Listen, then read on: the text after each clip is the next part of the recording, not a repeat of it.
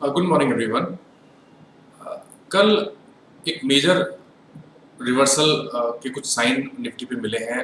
जो पहला साइन है वो सबसे इम्पोर्टेंट ये है कि निफ्टी ने 50 दिनों की मूविंग एवरेज के नीचे क्लोजिंग दी है, क्योंकि मैं समझता हूँ कि फरवरी के बाद पहली बार ऐसा हुआ है।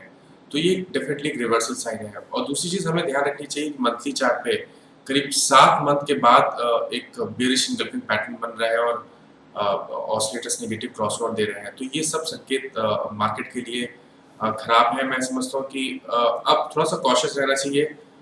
ऐसा हो सकता है कि ये जो करेक्शन हम देख रहे हैं ये थोड़ा सा और डीप हो।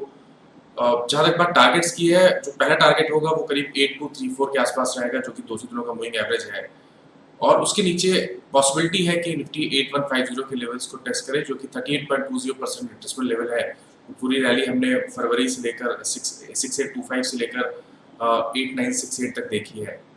तो डेफिनेटली कॉशियस रहना चाहिए। और मैं समझता हूँ कि अब एक बड़ा रेजिस्टेंस 8700 और 8800 की रेंज में निफ्टी में दिखने लगा है।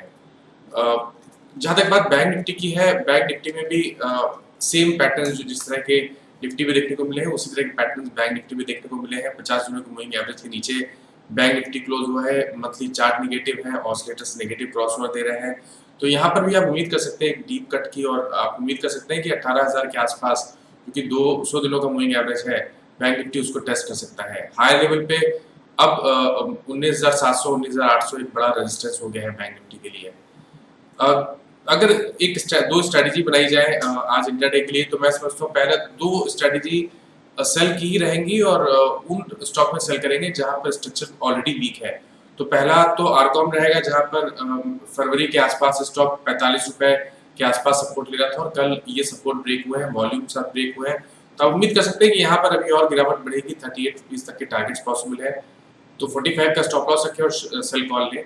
और दूसरा एक जो वीक स्ट्रक्चर है वो अदानी इंटरप्राइजेस का है, क्योंकि यहाँ पर भी करीब 85 रुपीज के लेवल से लोअर टॉप लोअर बॉटम बन रहे थे। कल एक अहम सपोर्ट जो कि 67 के आसपास था, स्टॉक ने वो ब्रेक किया है।